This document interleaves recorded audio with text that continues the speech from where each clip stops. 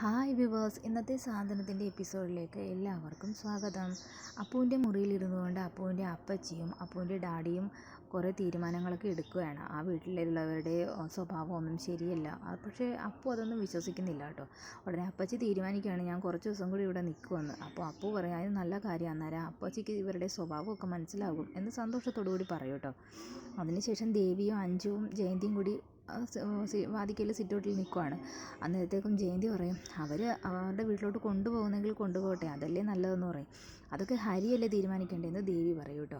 അപ്പോൾ ജയന്തിക്ക് എങ്ങനെയെങ്കിലും പോകാനായിട്ട് നിൽക്കുമ്പോഴത്തേക്ക് അഞ്ചു പറയും, പോകാൻ വരട്ടെ, എന്തായാലും ഇതിൻ്റെ കൂടി തീരുമാനങ്ങളൊക്കെ അറിഞ്ഞിട്ട് പോയാൽ മതി. ആ കണ്ണനും കളിയാക്കും. ശേഷം തമ്പി റൂമിൽ നിന്ന് ഇറങ്ങി ഇവരുടെ അടുക്കളയിലോട്ട് ചെല്ലും കേട്ടോ. അന്നേരം പറയും, ദേവി ഞാൻ ഇറങ്ങുവാണ്, ഞാൻ വിചാരിച്ചത്ര പേടിക്കേണ്ട കാര്യങ്ങളൊന്നുമില്ല. അപ്പോൾ ലച്ചു വിളിച്ച് പറഞ്ഞപ്പോൾ ഞാൻ ആകെ ടെൻഷനായിപ്പോയി. അപ്പോൾ അന്ന് അഞ്ജു പറയും, വീട്ടിൽ വന്നപ്പോൾ പാല് കുടിച്ചപ്പോഴും വൊമിറ്റിംഗ് ഉണ്ടായില്ലേ, അതുപോലെ ഉണ്ടായതാണ്, പേടിക്കണ്ടെന്ന് പറയും. അന്നേരത്തേക്കും ലച്ചു ഇറങ്ങി വരും. ലച്ചുവിന് പറയും, ഞാൻ കുറച്ച് ദിവസം കൂടി എന്തായാലും ഉണ്ടാകും അപ്പൂൻ്റെ കാര്യം നോക്കാം.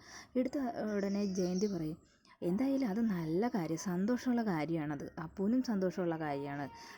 അപ്പോൾ ആ തീരുമാനങ്ങൾ എടുത്തത് നന്നായെന്ന് പറയുന്നത് കേട്ടുകൊണ്ട് തമ്പി ഉടനെ ചോദിക്കും, എവിടെയോ കണ്ടിട്ടുണ്ടല്ലോ, നമ്മൾ തമ്മിൽ നേരിട്ട് കണ്ടിട്ടുണ്ടോ? അപ്പോൾ ഉടനെ അവർ പറയും, ഇല്ല, ഞാൻ അഞ്ജുവിൻ്റെ കല്യാണത്തിന് മുമ്പ് അവിടെ വന്നില്ലേ, അപ്പോൾ കണ്ടിരുന്നു. അന്ന് എനിക്ക് പേടിയായിരുന്നു, എനിക്ക് തമ്പി സാറിനെ. പക്ഷേ ഇത്ര സ്നേഹമുള്ള മനുഷ്യനാണെന്ന് എനിക്ക് ഇപ്പോഴാണ് മനസ്സിലായെന്ന് പറയും. അതിനുശേഷം ദേവി അപ്പുവിൻ്റെ മുറിയിലോട്ട് ചെല്ലുവാണ് കേട്ടോ. അപ്പോൾ ഞാനത് കുറേ പ്രാവശ്യം അടർത്തിയെടുത്ത് കഴുകി വെച്ചിരുന്ന ഗ്രേപ്സാണ് ഞാൻ നിനക്ക് ജ്യൂസ് അടിച്ച് തന്നത്, അല്ലാതെ ഞാൻ ശ്രദ്ധക്കുറവൊന്നും കാണിച്ചാൽ അതെനിക്കറിയാം. അതിൻ്റെ കൂട്ടത്തിൽ ജയന്തി ഇടത്തും കൂടി എരിവിരി കയറ്റിയിട്ടാണ് അപ്പച്ചി അങ്ങനെയൊക്കെ പറഞ്ഞതെന്ന് ഇങ്ങനെ പറയും. ആ സമയത്ത് ലച്ചു മുറിയിലോട്ട് തിരിച്ച് ചെന്നിട്ട് പറയും, അത് ഹൈപ്പർ മാർക്കറ്റിൽ നിന്ന് നിനക്ക് ഫ്രൂട്ട്സ് കൊണ്ടുവരാൻ ഞാൻ അച്ഛനോട് പറഞ്ഞിട്ടുണ്ട്. ഓ, അപ്പച്ചി ഇതുവരെ ഹൈപ്പർ മാർക്കറ്റിലെ ഫ്രൂട്ട്സിൻ്റെ കാര്യം വിട്ടിട്ടില്ലേ എന്ന് ചോദിച്ച് കളിയാക്കും കേട്ടോ. അന്ന് ഞാൻ വീട്ടിൽ ചെന്നപ്പോൾ പാല് കുടിച്ചു കഴിഞ്ഞപ്പോഴും ഞാനിങ്ങനെ വൊമിറ്റ് ചെയ്തായിരുന്നു. അതുപോലെയാണോ ഇത്? അത് നിൻ്റെ അമ്മ ഉണ്ടാക്കി തന്നതല്ലേ? എടുത്ത വായിക്ക് ദേവി ചോദിക്കും, അതെന്താ ഞാൻ അത്ര ശ്രദ്ധയില്ലാതെയാണ് ഇവർക്ക് ഫുഡ് ഉണ്ടാക്കുന്നതെന്നാണോ ലച്ചു പറയുന്നത് എന്ന് ചോദിക്കും.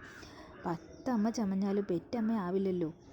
അതുപോലെ ഗർഭിണികൾക്ക് എന്താണ് ആഗ്രഹമെന്നും ഗർഭിണികൾക്ക് എന്തൊക്കെ ഭക്ഷണം കഴിക്കണമെന്ന് ആഗ്രഹം ഉണ്ടാകുമെന്നൊന്നും ദേവിക്ക് നേരത്തെ മുൻപരിചയമൊന്നും ഇല്ലല്ലോ എന്ന് കുറ്റപ്പെടുത്തും. അങ്ങനെ ദേവിക്ക് ഒരുപാട് സങ്കടം വന്ന് കണ്ണ് നിറഞ്ഞിട്ട് ദേവി ഇറങ്ങിപ്പോരും.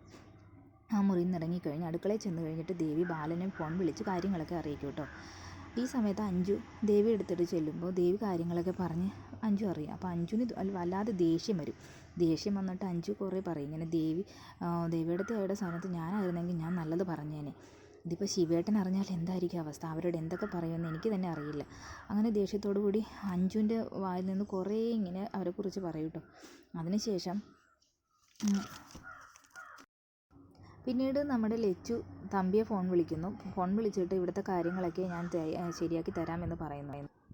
അപ്പുവിനെ ഹരിയെ ഇവിടെ നിന്ന് അടർത്തിയെടുക്കുന്ന കാര്യം ഞാൻ ഏറ്റു എന്നിങ്ങനെ ലച്ചു തമ്പിയോട് പറയുകയും അവർ സന്തോഷത്തോടു കൂടി ഫോൺ കട്ട് ചെയ്യുകയും ചെയ്യുന്നു. ശേഷം അടുക്കളയിൽ ദേവി ചപ്പാത്തി ചുട്ടുകൊണ്ടിരിക്കുമ്പോഴത്തേക്കും ആലോചിച്ചിങ്ങനെ നിൽക്കുകയാണ്. അപ്പോൾ അഞ്ജു ഒരു തമാശയൊക്കെ പറഞ്ഞിങ്ങനെ ദേവിയെ സംസാരിച്ചിട്ടൊന്നും കേൾക്കുന്നില്ല. തമാശയൊക്കെ പറഞ്ഞ് അവർ സന്തോഷത്തോടുകൂടി നിൽക്കും കേട്ടോ. അത് കഴിഞ്ഞ് സംസാരിച്ച് ആ സമയത്ത് ലച്ചു അവിടെ എത്തുമ്പോഴത്തേക്കും, നിങ്ങൾ ഭയങ്കര സന്തോഷത്തിലാണല്ലോ, നിങ്ങളുടെ കളിയും ചിരിയും തമാശയൊക്കെ കണ്ടാൽ സ്വന്തം ചേട്ടത്തി അനിയത്തിമാരാന്നേ തോന്നുള്ളൂ, അതിൽ കണ്ണ് വെക്കല്ലേ എന്നിങ്ങനെ അഞ്ജു കളിയാക്കും.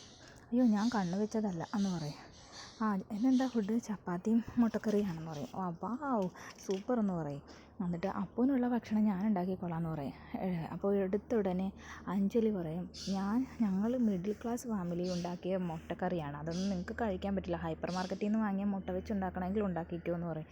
അതിപ്പോൾ ഞാൻ പറഞ്ഞ കാര്യം ദേവി പറഞ്ഞ പോലെ അഞ്ജുവിനോട്, ഇവിടെ അങ്ങനെ ഒളിവും മറവൊന്നുമില്ല, ഞങ്ങൾ പരസ്പരം എല്ലാ കാര്യവും പറയുമെന്ന് ദേവി പറയും. അപ്പോൾ ലച്ചുവിന് അത് ഹൈപ്പർ മാർക്കറ്റിൽ നിന്ന് അത് അഞ്ജു അങ്ങനെ പറയാൻ കാര്യം, വേണമെങ്കിൽ നിങ്ങൾ വേറെ ഫുഡ് ഉണ്ടാക്കിക്കോ എന്നിങ്ങനെ പറയുമ്പോൾ ലച്ചു അതിശയിച്ച് നിൽക്കുന്നതാണ്.